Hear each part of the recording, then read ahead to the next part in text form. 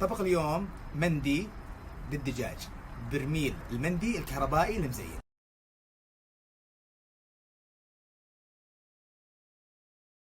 اليوم طبختنا على برميل الكهربائي المندي المزين.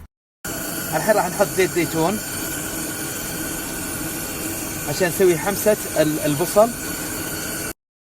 وهذا البصل الحين حركنا البصل بالشكل هذا حتى تغير لونه، والحين راح نحط عليه الجزر ونحركه معاه.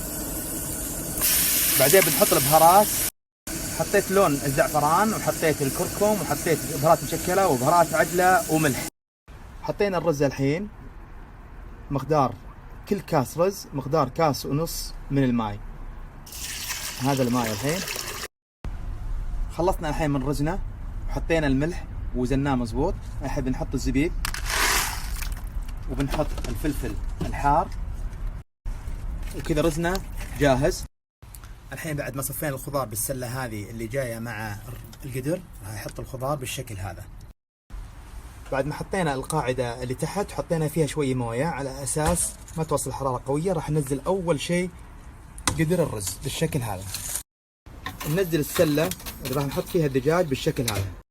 راح نحط القاعدة الاولى وراح نصف عليها اول دفعة من الدجاج. بعد ما صفينا الدفعة الاولى او الدور الاول من الدجاج، راح نحط الدور الثاني عشان نحط الدفعة الثانية من الدجاج. بعد ما خلصنا الدجاج بالصفة هذه، جبنا الغطاء حطينا عليه القماش هذا بعد ما بللناه بالموية على اساس ان البخار ما يطلع. نغطي القدر بالشكل هذا، نجيب كلبسات ونسكر الغطاء باحكام بالشكل هذا. هذه اهم مرحلة الان، ولو اختيار الوقت والحرارة. راح نخليه على حرارة تقريبا 200 ونخليه بوقت تقريبا 100 دقيقة. إذا خلص الوقت ما شاء الله تبارك الرحمن، هذا اللون الجميل للمندي. نبغى نشوف الحين، نطلع برا عشان نشوف الرز إن شاء الله. ما شاء الله تبارك الرحمن، الدجاج أعجوبة، الرز شيء خرافي، الرز خرافي يا الربع، شيء ما شاء الله تبارك الرحمن، لا إله إلا الله. الخضار يعني ودك وانت تاكلها تصيح. الحين راح اشيل الحبحر والزبيب اللي موجود، احطه على جنب عشان احط الرز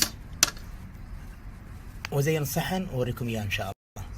بس والله يا الربع اقسم بالله اعجوبه، اعجوبه هذا الفرن، اعجوبه. وهذا طبقنا اليوم في البرميل المندي الكهربائي المزين. شيء من الآخر يا جماعة، ما شاء الله تبارك الرحمن، ما شاء الله.